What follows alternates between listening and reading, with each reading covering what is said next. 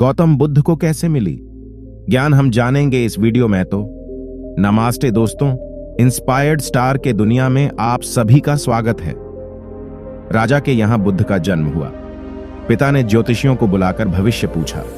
उन्होंने कहा, या तो यह सम्राट होगा और या तो यह साधु होगा। एक तरह से देखा जाए तो सच्चा सम्राट भीतर से साधु ही होता है।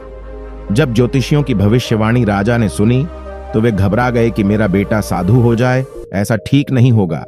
राजा ने पूछा, कोई उपाय बताएं, क्योंकि मैं चाहता हूं कि राजा का पुत्र राजा ही बने। ज्योतिषियों ने कहा कि इसका लालन पालन व पूरा जीवन बड़ी सावधानी में बिताना होगा। अर्थात आपका पुत्र सिद्धार्थ कभी किसी बूढ़े व्यक्ति को न देखे, कभी किसी बीमार व्यक्ति को न देखे और कभी किसी मरे हुए व्यक्ति को न देखे। जब तक ऐसा होगा तब तक वे राजा ही बने रहेंगे। अगर ऐसा नहीं हुआ तो वे साधु बन जाएंगे।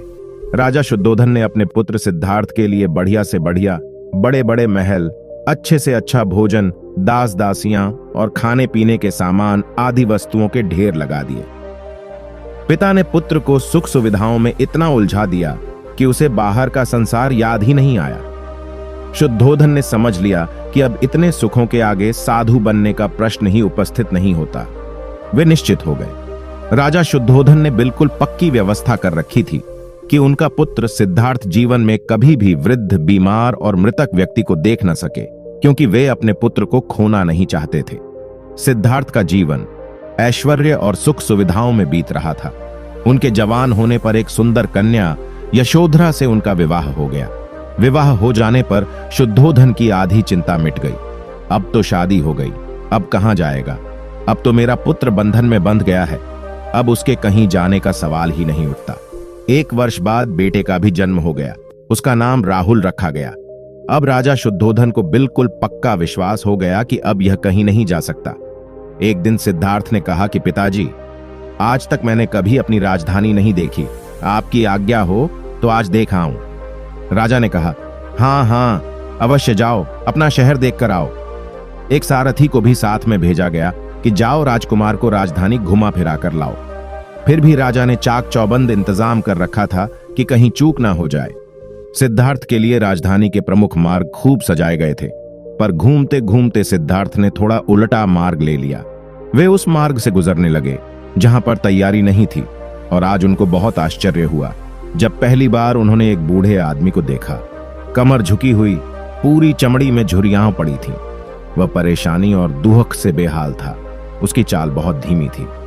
बूढ़े की झुकी हुई कमर को देखकर सिद्धार्थ को एक झटका लगा और सारथी से उन्होंने पूछा, क्या एक दिन मैं भी बूढ़ा हो जाऊंगा? सारथी ने कहा, हाँ राजकुमार, हर व्यक्ति के जीवन में 3 अवस्थाएं आती हैं, बचपन, जवानी और बुढ़ापा। एक दिन तुम भी बुढ़ापे की अवस्था में जाओगे। हे राजकुमार, यह संसार का नियम है। चाहे गरीब हो या अमीर, सबका शरीर शिथिल अर्थात बूढ़ा होता है। राजकुमार सोच में पड़ गया। सारथी ने रथ को आगे बढ़ाया तो कुछ दूरी पर एक बीमार व्यक्ति मिला जो रोगों से घिरा हुआ था। उस पीड़ित व्यक्ति को देखकर राजकुमार का मन बहुत ही दुखी हुआ। राजकुमार ने पूछा, इसको क्या हुआ है? सारथी ने कहा, यह व्यक्ति बीमार है, इसलिए यह कराह रहा है। इस संसार में दुख और सुख दोनों हैं। यह अपने अपने भाग्य की बात है कि कोई दुखी है और कोई सुखी है। क्या मैं भी कभी बीमार हो सकता हूं? सारथी ने कहा, आप ये विचार अभी छोड़ दें। समय बड़ा बलवान होता है। ये सारी बातें कर्मों पर निर्भर करती हैं। चाहे राजा हो या रंक, सुख दुख सब पर आते हैं। अगर शरीर में कोई रोग आना है तो वह आएगा। ये सब सुनकर राजकुमार सोच में पड़ गया। सारथी ने रथ को कुछ आगे बढ़ाया तो सामने से 4 कंधों के ऊपर एक अर्थी को जाते हुए देखा। राजकुमार ने ऐसा पहली बार देखा था। उसने सारथी से पूछा, यह क्या है? यह आदमी मर गया है, यह मुर्दा है। जो व्यक्ति मर जाता है उसको बांधकर श्मशान भूमि में ले जाते हैं, फिर वहां पर उसे जला दिया जाता है। राजकुमार ने कहा, क्या सबको मरना पड़ता है? हाँ, सबको मरना पड़ता है। यह मृत्यु लोक है। जो जन्म लेता है उसे कभी न कभी अवश्य ही मरना पड़ता है। तो इसका मतलब यह हुआ कि ठीक इसी तरह से एक दिन मुझे भी मरना होगा। मेरी देह भी मुर्दा होगी और मुझको भी 4 कंधों पर उठाकर ले जाया जाएगा। मुझको भी ऐसे ही रस्सियों से निर्वाण बांधा प्राप्ति के लिए जाएगा। इन चीजों पर मेरे जोर भी दिया आगे है। पीछे घर के अहिंसा, सदस्य रोएंगे, सत्य, तड़पेंगे चोरी न करना, और जिस संसार को मैंने इकट्ठा किया है वह सारा का सारा मुंह से छूट जाएगा। इसका मतलब यह हुआ कि क्या एक दिन मैं भी मर जाऊंगा? क्या एक दिन यशोधरा भी मर जाएगी? क्या एक दिन मेरा राहुल भी मर जाएगा? सारथी ने कहा, हाँ राजकुमार, एक दिन मैं भी मरूंगा, आप भी मरेंगे, यशोधरा भी मरेंगी और राहुल भी मरेगा, क्योंकि यह सब मरने के लिए ही पैदा होते हैं।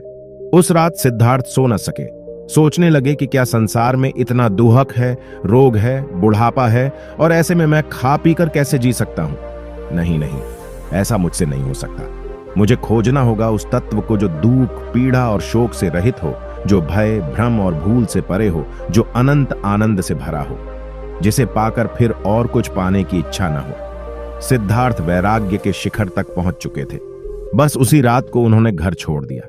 सारथी से कहा कि नगर की सीमा से दूर ले चलो। नगर के बाहर पहुंचकर सारथी को लौटा दिया। फिर कई दिनों तक वन में चलते गए। एक घने पीपल के वृक्ष के नीचे आसन लगाकर ध्यान में लीन हो गए।